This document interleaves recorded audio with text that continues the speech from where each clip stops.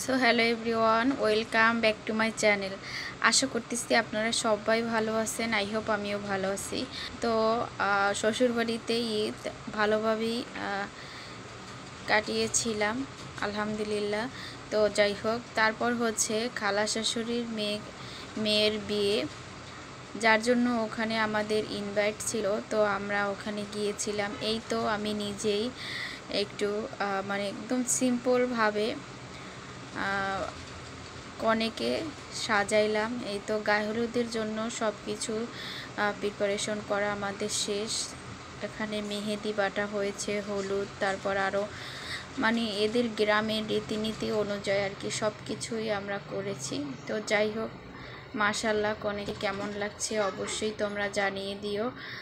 আর দোয়া করি আসলে হচ্ছে ওর জীবনটা অনেক অনেক সুখে কাটুক। একটা মেয়ে যখন শ্বশুর বাড়িতে যায় তার মনে কত কিছুই না গায়। তো তার শাশুড়ি, তার বর, তার ননদ, তার দেবর ভালো হবে কি না তার মনে আসলে খুঁজখুঁজ করে। তো যাই হোক, আলহামদুলিল্লাহ ওর ফ্যামিলির ব্যাকগ্রাউন্ড ভালো এবং শ্বশুরবাড়ির ব্যাকগ্রাউন্ডও ভালো। যাই হোক, সব কিছু মিলেই আলহামদুলিল্লাহ ওরা ভালো থাকুক দোয়া করি। তো গ্রামের বিয়েতে একটু আনন্দ বেশি হয়। এই যে দেখেন মানুষের ছড়াছড়ি, আর ঘরে তো অনেক অনেক মানুষ ছিল। যাই হোক, এখানে হচ্ছে কনেকে এই তো বসাইছে, তারপর কনের পাশে হচ্ছে ওর দাদি নাকি, আমি আসলে জানি না শিওর। তো এটা হচ্ছে আমার খালা শাশুড়ির মেয়ে, মানে হচ্ছে আমার ননদ, ছোট ননদ। তো ও খুবই আর কি ভালো। যাই হোক, ওর জন্য অনেক অনেক দোয়া রইল। নাসরিন, তুমি যদি আমার এই ভিডিওটা দেখে থাকো অবশ্যই একটা কমেন্ট করে জানিও। তো যাই হোক, ওর মনটা কিন্তু অনেক খারাপ ছিল। অন্য অন্য মেয়েরা হচ্ছে বিয়ের জন্য কতটা এক্সাইটেড হয়ে থাকে এবং মানে হাসি খুশি থাকে, ওরে এতটাই মানে দেখো মানে কীরকম রয়েছে, মনে হয় যে ওর মনের ভিতর কিছু একটা চলছে, এরকম একটা অবস্থা। মানে মেয়েটা খুবই আর কি লাজুক এবং নার্ভাস হয়ে গেছে। তো ওর মুখে দেখো একটুকু হাসি নেই, ও শুধু সারাদিনই কাঁদে। যাই হোক, অনেক অনেক বুঝিয়েছি। তো দোয়া করি ওর জীবন সঙ্গিনী নিয়ে ও অনেক অনেক ভালো থাকুক। তো এই তো হচ্ছে হলুদের প্রোগ্রাম শুরু। তো এখানে হচ্ছে গ্রামের হলুদ, আর এটা হচ্ছে বরিশালের বিয়ে। তো এখানে এদের রীতিনীতি অনুযায়ী আর কি এরা করেছে। এই যে দেখতেই পাচ্ছেন, প্রথমে কি যেন একটা মানে দিল কপালে, মানে সন্ধ্যা না কি একটা বলে, তারপর হলুদ, মেহেন্দি, এগুলো আর কি। আমাদের গ্রামে একটু ভিন্ন বটে, কিন্তু ওদের একটু রীতিনীতি একটু আলাদা।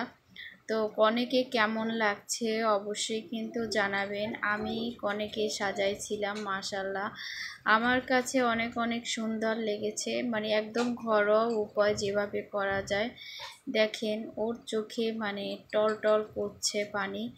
তো মেয়েটা খুবই নার্ভাস এবং মেয়েটা খুবই ভদ্র, নম্র এবং সুশিক্ষিত।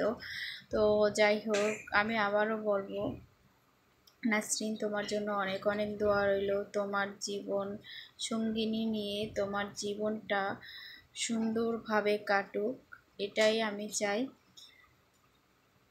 তো এই তো দেখেন ওর মাও হচ্ছে কান্নাকাটি করতেছে, আর ও হচ্ছে ওর বাবা মার একটা মেয়ে।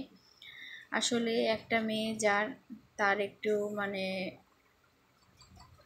কি বলবো, তার বাবা মা একদম পাগলই হয়ে গেছে এই মেয়েটাকে বিয়ে মানে যেদিন থেকে আর কি কলমা কামিন আর কি দিয়েছে সেদিন থেকেই আর কি একদম কান্নাকাটি করে আর কি ভেঙে পড়ছে।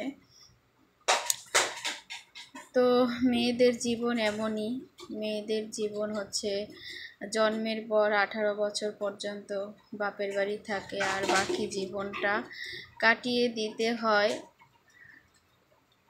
মানে শ্বশুর বাড়ির লোকদের সাথে, যারা রক্তের কেউ না তাদের সাথে। যাই হোক, রক্ত কোনো দিন হচ্ছে, রক্তের সম্পর্ক কখনো যায় না, কিন্তু বিরক্তের সম্পর্ক হচ্ছে কখনো আপন হয় না, এটাই কিন্তু বাস্তবতা। আসলে আমাদের সমাজ প্রত্যেকটা মেয়েকেই কিন্তু বুঝিয়ে দেয় যে পর কখনো আপন হয় না। শ্বশুরবাড়ির লোককে আপনি যতই ভালো বলবেন, যতই খাওয়াবেন, যতই পড়াবেন, দিন শেষে আপনি যদি 100%-এর ভিতরে 1% একটু এলোমেলো হয়ে যায়, তাহলেই কিন্তু আপনি খারাপ। তো যাই হোক, অনেক কথা বললাম। তো এই তো ওর হলুদের যে গহনাগুলো ওগুলো খুলে দিয়েছি আর কি। বললাম যে এগুলো খুলে দাও, আর নয়তো হচ্ছে এগুলো নষ্ট হয়ে যাবে। এগুলো হচ্ছে স্মৃতি হিসাবে থেকে যাবে, এটাই। তো এখন হচ্ছে কনেকে গোসল করাবে, আর একদমই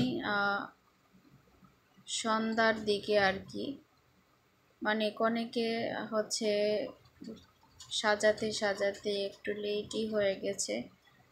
তো যাই হোক।